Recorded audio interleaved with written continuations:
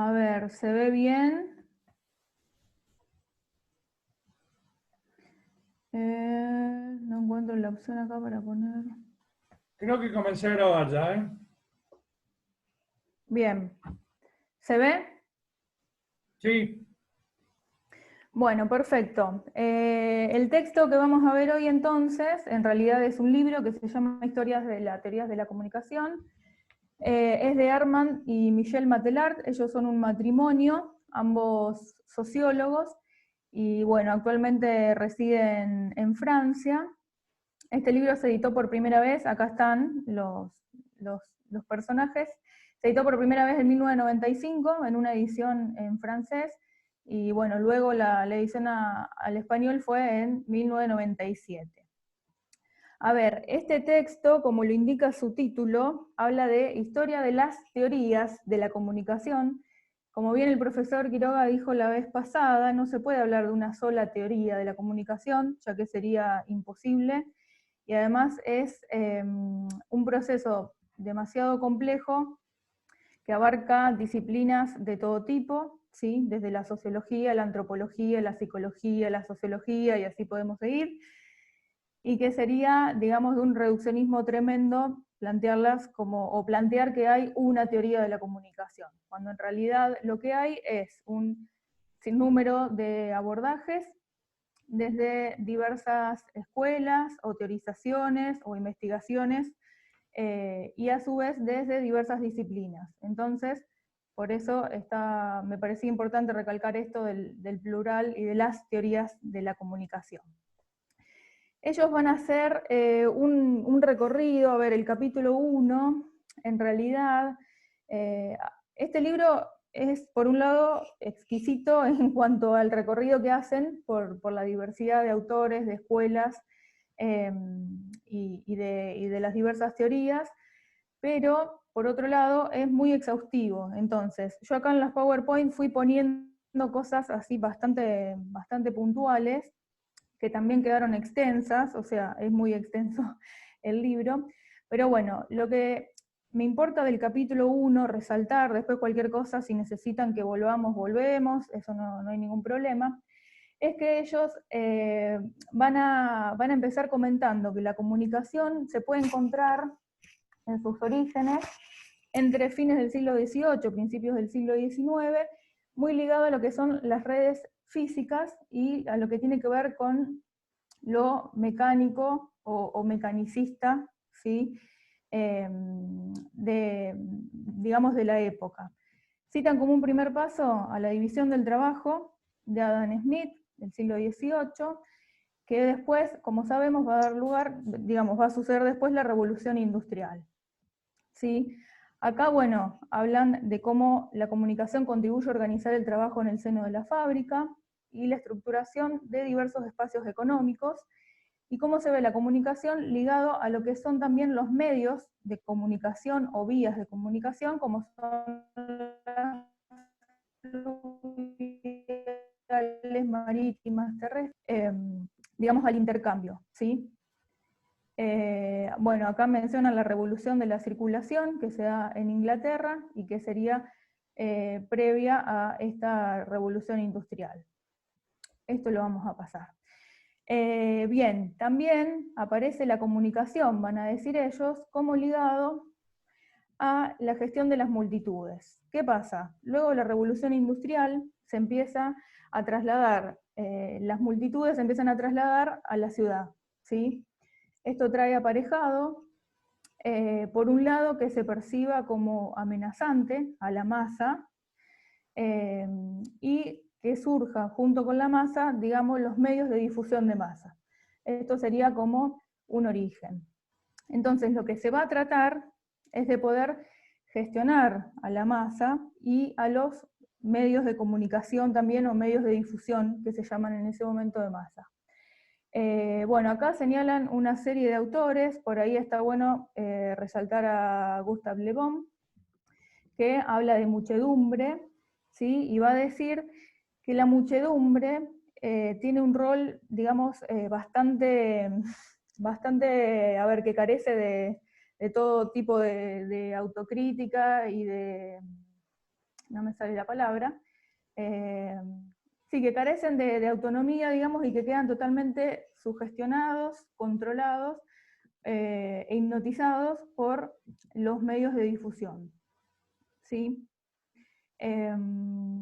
Bueno, ligado a esto del empirismo, la escuela de Chicago, en 1910, empieza a estudiar un proyecto de una construcción social sobre bases empíricas. Se destaca va a decir que la ciudad va a ser como un laboratorio social. Es decir, que se seguían suscitando, a ver, todas las intrigas y todo lo que generaba esta masa y la gente en la ciudad. Y lo que busca Park particularmente es estudiar todo lo que tiene que ver con las cuestiones de los inmigrantes. Y cómo llegan los inmigrantes y cómo se van adaptando a la sociedad norteamericana particularmente, que es donde estaba esta escuela de Chicago. Se habla luego, vamos a pasar acá, otra escuela que ellos mencionan es la Mass Communication Research, donde aparecen los medios de difusión como instrumentos indispensables para la gestión gubernamental de las opiniones. Acá empieza a aparecer, empiezan a aparecer los medios de difusión con cierta omnipotencia y controlando, digamos de alguna manera, a la audiencia, que aparece como un blanco amorfo que es directamente impactado por estos medios de comunicación y que parece que para los medios, digamos, los individuos son todos iguales, ¿sí? Están indiferenciados.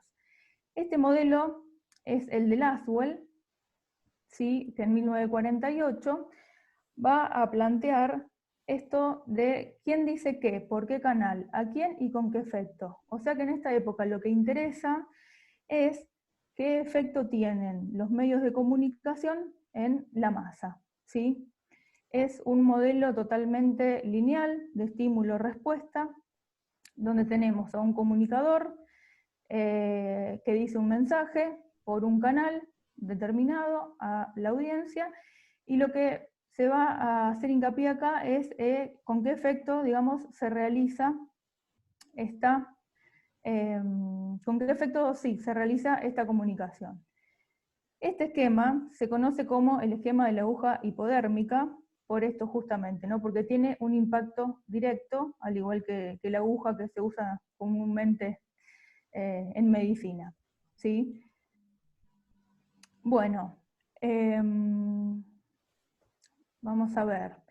Más adelante, dentro del mismo movimiento también, que son los Mass Communication Research, aparece otra teoría, ¿sí? Que viene como a aportar algo innovador, y tiene que ver con el modelo de Lazarsfeld y Katz, ¿sí? Que ellos van a proponer, mediante una investigación, descubren que en realidad no hay un proceso o una linealidad, o un proceso tan directo entre los medios y la audiencia, no hay un impacto directo, sino que aparece un escalón intermedio.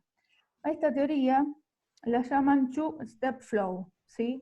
Es el flujo de comunicación en dos pasos, donde van a decir que hay un primer escalón, que son aquellas personas que están muy bien informadas y que llaman líderes de opinión, y después va a haber un segundo escalón, que son las personas, digamos, que van a depender de las primeras para obtener la información. A ver, si esto lo trasladamos hoy en día, podemos pensar que en el primer escalón, por ejemplo, estarían los periodistas, que son los que están directamente expuestos a los medios de comunicación. Y obviamente la audiencia seríamos cualquiera de nosotros desde el momento que decidimos poner C5N o TN, por ejemplo, o escuchar a la nata o escuchar, no sé. Entonces, este primer escalón, a ver, lo novedoso de esto que es que acá aparecen como dos emisores. Por un lado, los medios que transmiten a las personas o a estos líderes de opinión, y por otro lado, los líderes de opinión retransmitiendo, ¿sí? Siendo emisores también al mismo tiempo, a la audiencia. Bien, este modelito, entonces, lo que hace es agregar este escalón intermedio. A ver, no se puede decir que el modelo tampoco evolucionó tanto, porque sigue siendo de alguna manera con esta visión bastante mecánica, pero bueno, aparece esto que es interesante, donde no hay una influencia tan directa, sino que se da por intermediarios. Bien. Kurt Lewin, va a estudiar también estos fenómenos del líder, la decisión del grupo, y lo curioso es que también va a tener una noción que es muy parecida a la anterior, que son los líderes de opinión, lo llama igual, y que llama gatekeeper, ¿sí? Que son los controladores de flujo, que están formando parte de los grupos generalmente. Bien. Luego pasamos a la teoría de la información. Algo que no dije antes, y que es importante señalar, y que lo dicen los Matelart en su libro, es que en realidad esto no sigue una cronología puntual, porque bueno, sería imposible de abarcar en un orden cronológico exacto, sino que más bien van haciendo un recorrido por distintas escuelas, ¿sí? No lo hacen en cuanto a tiempos cronológicos. La teoría de la información de Shannon, la clase pasada, si mal no recuerdo, el profesor Quiroga también lo estuvo mencionando, que tiene que ver con el sistema general de comunicación, o con la teoría matemática de la información, bueno, tiene varios nombres, y en este esquema también hay una linealidad, ¿verdad? Donde tenemos un origen y un final, y la comunicación va a ir solo en un sentido. Acá es interesante definir también, que el profesor Quiroga lo dijo la vez pasada, la diferencia entre comunicación e información, porque para esta teoría es lo mismo, ¿sí? En este esquema lineal se va a decir que la comunicación es la reproducción de un mensaje que se da en un punto de partida y que tiene que llegar a otro punto, digamos, con la mayor exactitud posible, venciendo a lo que serían las disrupciones o los ruidos o las perturbaciones aleatorias, como le llama Shannon. Y va a decir que acá se encadenan 5 elementos, que son la fuente de información, tiene que ver con el mensaje, por ejemplo, la palabra por teléfono, el codificador o el emisor, que va a ser la señal emitida, esto tiene que ver con el aparato, por ejemplo, el teléfono, que transforma la voz en oscilaciones eléctricas, el canal, que es el medio por el cual se transforma el mensaje, o los signos en este caso, el decodificador o receptor, que reconstruye el mensaje a partir de los signos, y el destino, que es la persona o cosa a la que se transmite el mensaje. Y el ruido va a estar ahí, digamos, que puede aparecer o no también, ¿sí? Bien. Bueno, esto vamos a pasarlo. Después empieza a hablar de la noción de sistema, que bueno, Bertalanffy es uno de los pioneros, ¿sí? Y que habla de la importancia que tiene la función y el sistemismo en contra, digamos, de lo que tendría que ver con algo que es solamente una transmisión de un mensaje, y que denota esta primacía del todo sobre las partes, ¿sí? Empiezan a pensar en esto de atender a la globalidad, a las interacciones entre los elementos, más que a las causalidades. Bien.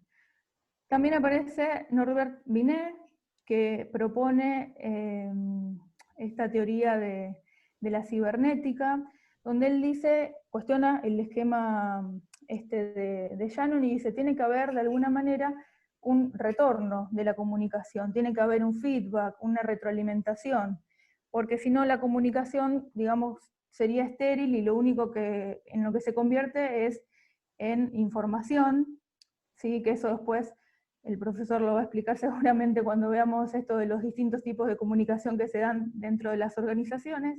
Entonces, si yo doy una orden, por ejemplo, eso puede ser tranquilamente, ¿sí? Algo que yo quiero que el otro haga, perfecto, lo dije y quedó ahí, y no espero retroalimentación o feedback alguno. Acá lo que cuestiona Binet es esto justamente, de que tiene que haber una circularidad, de que la organización, la comunicación debe volver de alguna manera, debe haber un feedback, y si no, esto carecería totalmente de sentido en cuanto al valor de la comunicación en sí, ¿sí? Donde se toma mucho en cuenta a la interacción.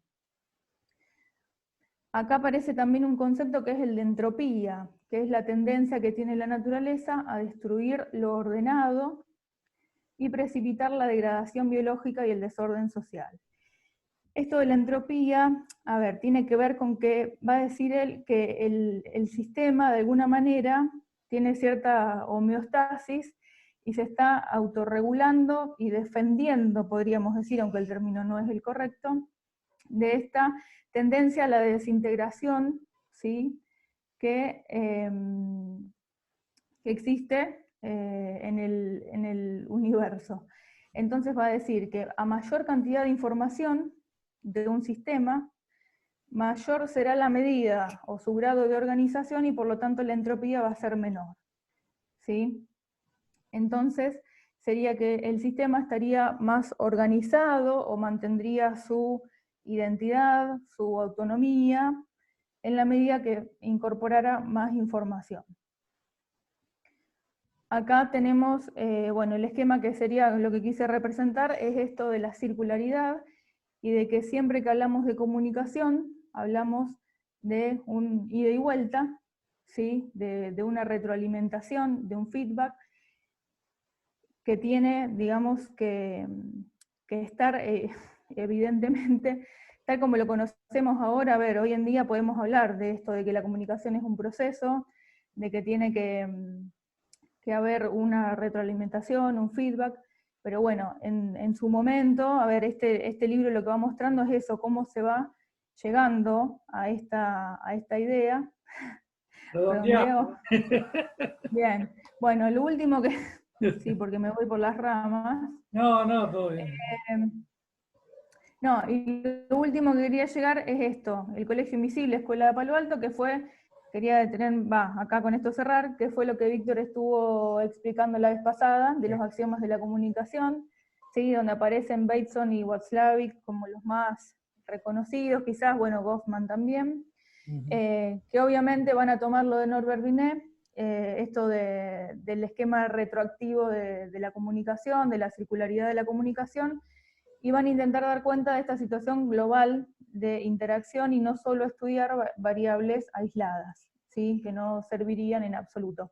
Por eso todo el tiempo van a hablar de la relación que hay con el entorno, las interacciones, ¿sí? Y todo lo que, bueno, vimos la vez pasada. Me parece que esto sería redundante, No, redundancia, que es otro de los términos que manejan, pero bueno, acá lo central es esto, dar lugar a la interacción y pensar que las personas en realidad obviamente no estamos aisladas, y bueno, y también van a hablar de esto de las perturbaciones psíquicas que son producto de la comunicación y la interacción con el entorno, ¿sí? Bárbaro. Voy a parar la grabación aquí.